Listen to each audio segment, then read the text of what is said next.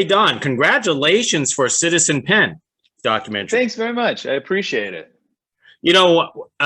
Obviously you can't recall, but I do, is I actually met you once on a carpet for Dances with Films for a small film called Theory of Obscurity. The Yeah.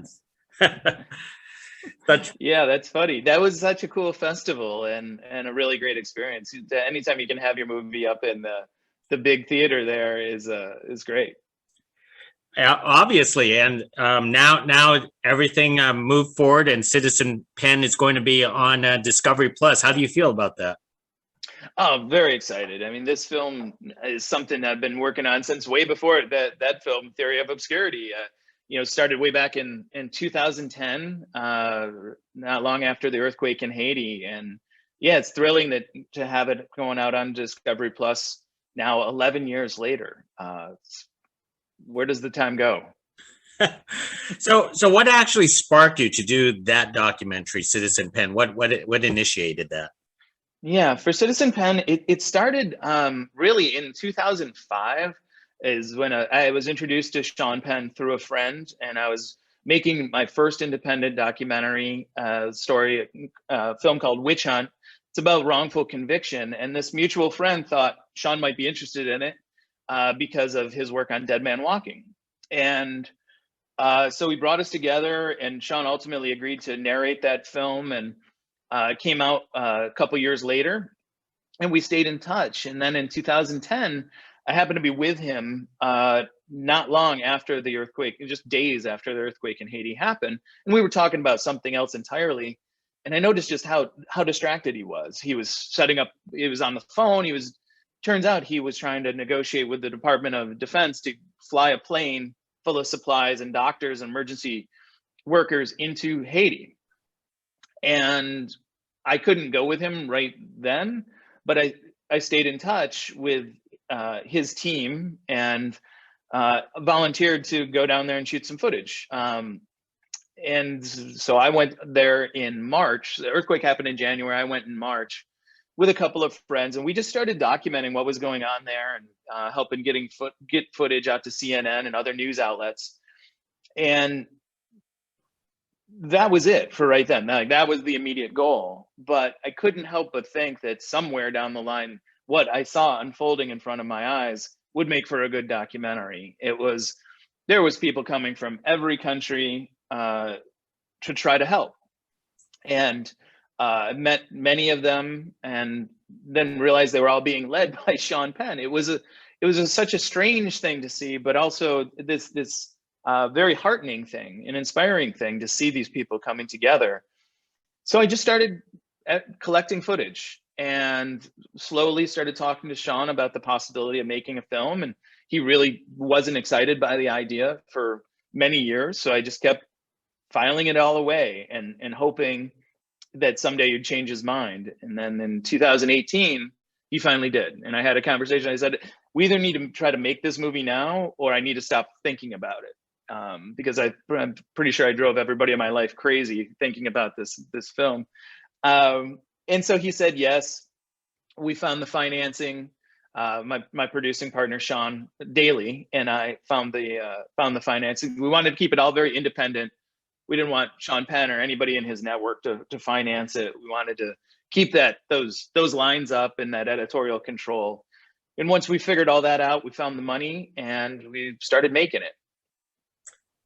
What do you suppose that you said that made him change his mind after all these years? I think it's probably not something I said. Maybe I'm a decent salesman, but I don't think I'm going to convince Sean Penn of anything. I think it's the way that he's changed over the years, and he's in a place where it's a little bit easier to look back. He's not in the immediacy of what he was dealing with for all those years in Haiti, where he was running a camp of 60,000 people. Then he started working in construction and clearing roads. They helped demolish the National Palace of Haiti, just one thing after another, cholera response. He just didn't have time. He's a very task-oriented human being.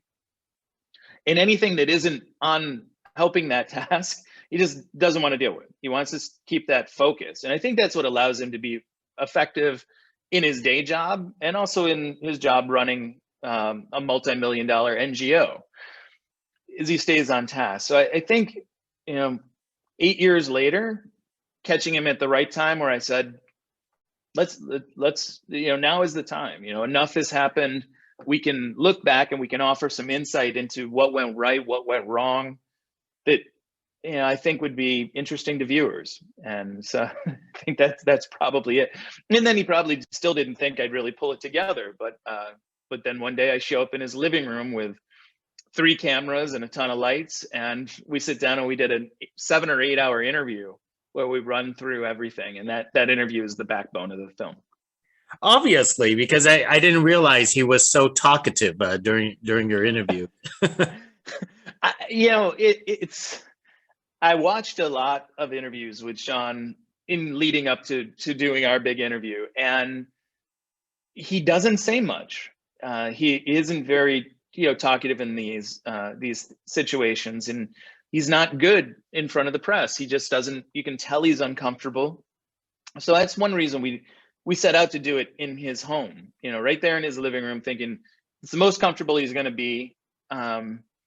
And we arrived early, got everything set up, and he came in and sat down and was very talkative. And I think some of that has to do with me knowing the right questions to ask, because a lot of this, I've been on this journey with him to an extent. And so we could just have a conversation, and all the lights and everything else fell away. I mean, that stuff is old hat to a person like him, but we just were able to have a conversation and walk down memory lane in a way.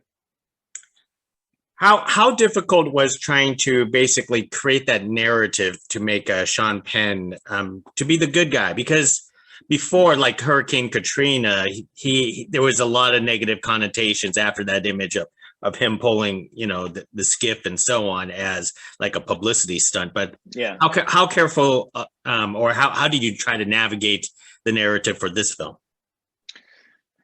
Yeah, it does seem that so many times, whether it's right or wrong, the stuff that gets written or put out there about Sean, he is viewed as in a negative way. And that has a lot to do with just the way we view celebrity in our country and in our world. But what I tried to do here is view him as a person and bring out those qualities that I know from having spent some time with him over the years, where we're just sitting and talking. And he is a real person, and getting to know him a bit has changed my view on a lot of celebrities and these people that we either want to really build up and as perfect beacons or tear down. But ultimately, they're people like you and me. They're yes, maybe they have more zeros in their bank account, but they're just trying to treat people as people. And I think that's what Sean responded to here, and hopefully what comes across in the film. I didn't set out to make a movie where he's necessarily the good guy. I just wanted to try to present an honest recollection of what happened there and what continues to happen with this guy who set out to do a 2-week aid mission and now is the chief fundraiser and architect for an NGO that's working all over the world, including here in the US, and has an annual budget that's well into the millions of dollars. It's definitely not, it's kind of a be careful what you wish for scenario. You set this thing up and then you've got to oh, it's working. Now I've got to keep it afloat. You must have weeks and months of footage, and you can't fit it all into your documentary. Was there something that was very important about Sean Penn and his organization that we didn't get to see? Yeah, this one was really, they're all challenging because you're trying to pack so much into, say, 90 minutes. But this one was quite a shapeshifter because things that were very important in year 1 maybe aren't as important in year 5. And so on. So you have to keep, or at least the view that we took, hopefully a right one, that it would be, you just have to, things that you could learn some sort of lesson from would become the real bulk of the film. And what was his immediate reason for going. And those early days, those first few months where you're setting it up. And then we do a couple of things where we kind of leap forward in time and show these big moments that are either moments of success or moments where things didn't fall the right way, and what could be learned from that as we look back.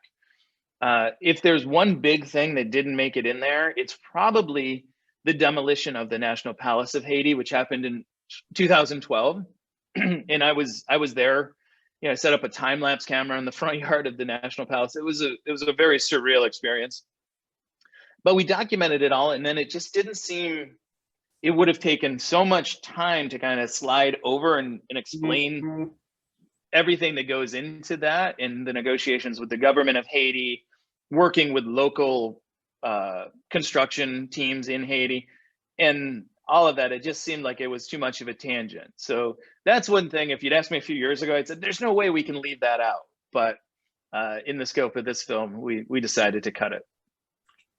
I felt like it was such a coup, the fact that you got Bono and Linda Perry to get you an original song. How did you manage to land that? Oh, yeah. Well, Linda, we met, obviously Linda Perry was the front person for Four Non Blondes with the song What's Up all those years ago. She's gone on to be one of the biggest songwriters in the world, writing hit songs for everybody. But she became acquainted with the work that Sean's organization was doing and heard about the documentary and reached out to us. And my producing partner, Sean, and I were like, well, if she, really wants to do it, like, and she was treating it like, I've never really scored anything before. You'd be giving me a great chance. I'm like, okay, Linda Perry, sure. And she was just amazing to work with, because she, the bulk of her scoring happened during COVID. So we couldn't really work together as I normally would with a composer, but she, without me having to do much, directing of it, she could just watch the film and get the intent of the scenes and started sending stuff. And that's the way she liked to work. And it was really one of the smoothest experiences I've had working with a composer, because she just understood the deeper themes of the film. And I think the theme, the things that make Sean go, because in a way they're similar. They've had these kind of rocky relationships with the press. They're both very private, but also have been public for so long. And because she is a songwriter, she really wanted to develop a couple of songs for a potential soundtrack, and in particular something we could use over the end credits. And so she put these lyrics together, and without really telling us, she sent them off to Bono, and didn't know what to expect. And then a couple weeks later, hadn't heard anything, and she gets a voicemail from him where it's him and his kids like playing the song. It was, just like they did a demo of it right there. And then he came to LA and recorded it, and we were fortunate enough to be there for that recording and kind of meet him and thank him for his time.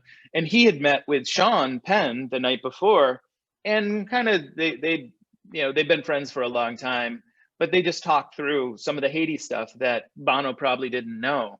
And so he changed up a lot of the lyrics on that day and made them more personal based on that conversation. Great. Well, let me wrap it up with one last question with you. As audiences get to check out Citizen Penn on Discovery Plus, what is the one most important take that you hope that these audiences would walk away with? It's always a good question with a doc. Like, what do you want audiences to really grab from it? And I think with this one, for me, it's the get inspired to get involved in some way. That ultimately, that's where the title Citizen Penn comes from. It's something Sean says late in the movie about the need for citizen engagement and involvement and activism. And I think that's really the theme that I hope people can carry away from the film, is find a way to get involved if you're moved to do so. Don't stand on the sidelines. There's a lot of ways to do it. You don't have to be Sean Penn to do it. You don't have to have the bank account or the contacts or the even force of will that he is. But there's ways to get involved and to try to do some good. after the year that we've all had here with COVID-19, I think it's important, maybe more than ever, to find a way to get involved. And if audiences can take a little bit of that away, I'll be happy. That's a great answer, Don. Hey, thank you very much for this conversation, and glad to meet you again. And hopefully, it wouldn't take another 5 to 10 years to do this. Yeah, let's go with that, and hopefully we can be in person again sometime soon. Excellent. Next time. Thank you, Cool. Don. Thanks so much.